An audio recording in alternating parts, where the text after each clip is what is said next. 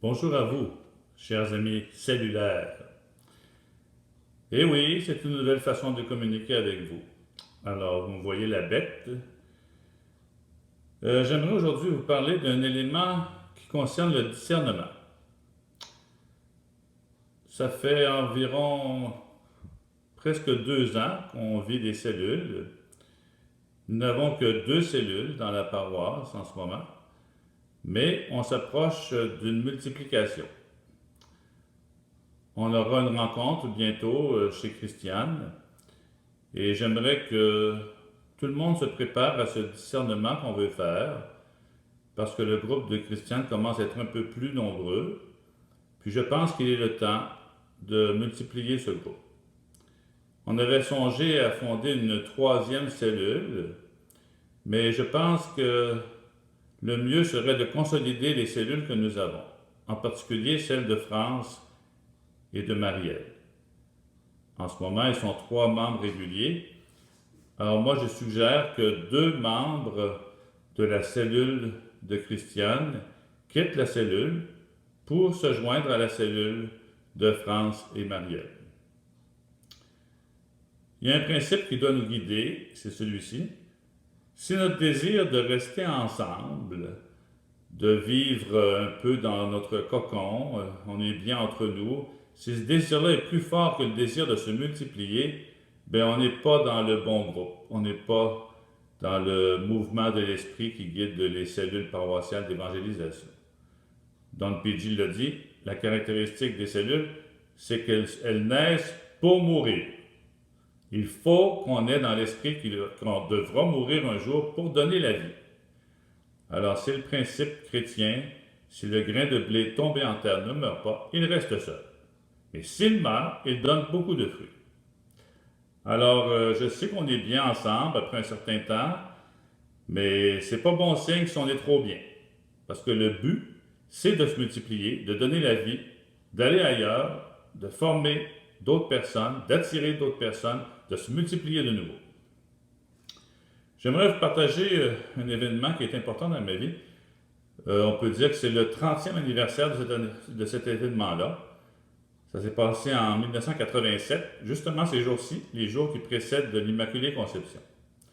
En 87, on a vécu une année mariale dans l'Église, de juin 87 à août 88.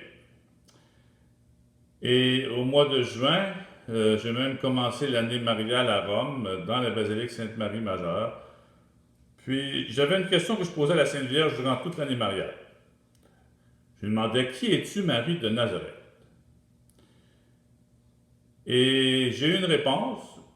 J'ai commencé à poser la question au mois de juin, mais la réponse est venue 2 ou 3 jours. Non, la réponse est venue la journée même où je suis arrivé pour prêcher la neuvaine de l'Immaculée Conception à Montréal. Mes confrères m'avaient invité à prêcher la neuvaine.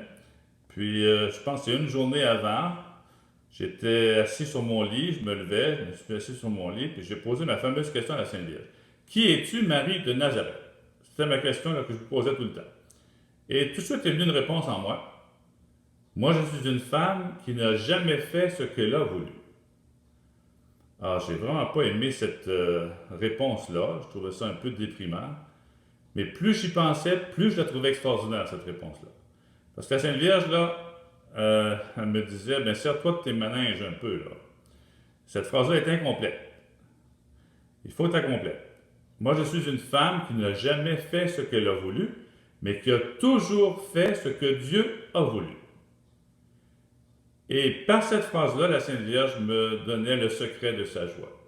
D'ailleurs, ce témoignage que je vous donne, vous pouvez le lire sur mon blog, si vous faites Dieu ma joie, le secret de la joie de Marie.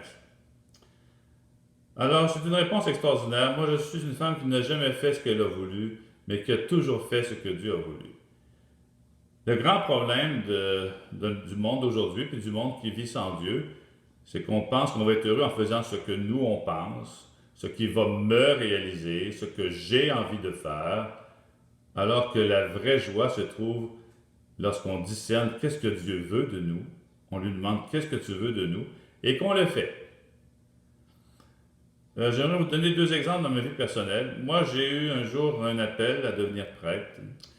Ça s'est passé durant une nuit. C'était très très clair que Dieu m'appelait à devenir prêtre. Mais je n'ai jamais vraiment désiré être prêtre. Moi, j'étais un type qu'on appelle un grand timide. Alors, rien que le fait de penser que je devrais parler en public, il n'y a rien dans la vie du prêtre qui m'attirait. Mais j'ai cru un jour très clairement que Dieu m'appelait. Alors, des fois, pour un discernement, c'est bon de savoir quels sont nos goûts, quels sont nos désirs, mais c'est pas ça le critère essentiel d'un discernement. Parfois, Dieu nous appelle à quelque chose, puis on n'a pas le goût de le faire. Un autre exemple que je peux vous donner, c'est tout dernièrement, notre archevêque a fondé ce qu'on appelle des doyennés dans l'Église. Alors, des doyennés, c'est des groupes de prêtres, quelques prêtres d'un secteur qui se réunissent. Puis là, éventuellement aussi avec parfois des membres aussi, des membres actifs dans la communauté pour se connaître, discerner ensemble ce que Dieu veut. Et ici, depuis que c'est fondé, les doyennés, depuis 2 ans environ, il n'y avait jamais eu de doyenné. Or, notre archevêque a nommé Alain Mongeau comme vicaire épiscopal de notre région ici, la région Est. Puis Alain est venu nous rencontrer, les prêtres. On est 3 prêtres ici dans le secteur. Jean-Pierre Soucy, Loreo, qui est à Saint-Joseph, Rivière-des-Prairies, et moi. Et il nous a parlé de doyennés, puis il nous a dit qu'il aimerait beaucoup, au nom de l'archevêque, fonder des doyennés. Et là, il nous a demandé de penser à ça. Puis moi, pendant qu'il parlait, ben, j'essayais de discerner un peu. Je suis entré un petit peu en moi-même, et j'ai senti clairement l'appel parce que j'ai à devenir doyen. Mais j'ai demandé à mes 2 confrères, après quelques minutes, est-ce que vous sentez un appel, vous, à faire ça? Et les 2 ont dit non, moi, je ne me sens pas appelé à faire ça. Et moi, je leur ai dit oui, moi, je me sens appelé. Malheureusement, je me sens appelé. J'ai employé ce mot-là, ils sont partis à rire. Malheureusement, je me sens appelé. Parce que je n'avais pas le goût d'être appelé, mais je sentais que c'était ça que Dieu voulait de moi. Alors ça, c'est des petites notions qui sont importantes aussi parce que souvent, Dieu nous appelle à quelque chose, mais on n'a pas le goût de le faire. Puis la Sainte Vierge, quand l'ange lui est apparu, ça a changé tous ses plans. Tous ses plans. Elle ne pensait pas d'être mère, elle avait exclu ça, elle désirait être vierge. Ce qui est extraordinaire, c'est que Dieu a réalisé ce désir-là d'être vierge tout en étant mère, mais ça a complètement bouleversé ses plans. Mais elle a dit oui. Alors moi, je vous invite personnellement, d'ici à ce qu'on se rencontre chez Christiane, de vous mettre parfois en situation de discernement, seul avec le Seigneur, à l'écouter, puis à vous demander et à lui demander, est-ce que tu penses que je serais appelé, moi, à quitter la cellule de Christiane pour me joindre à la cellule de France et de Marielle? Et je suis sûr, je suis pas mal sûr que même que quand on va arriver chez Christiane, certains d'entre vous ou certaines d'entre vous auront fait ce discernement et pourront même le dire aux autres. Dire, moi, dans ma prière, j'ai perçu que le Seigneur me demandait ça, de quitter la cellule pour un plus grand bien, pour donner la vie ailleurs. Alors moi, je vous bénis, c'est l'enseignement de cette semaine. Alors, cet enseignement est une préparation directe à la rencontre chez Christiane qui aura lieu, je pense, le 13, en tout cas mercredi de l'autre semaine. Alors, je vous invite aussi à lire peut-être le blog, puis il y a aussi une vidéo sur ça, Dieu ma joie, le secret de la joie de même. Je vous bénis, à la prochaine.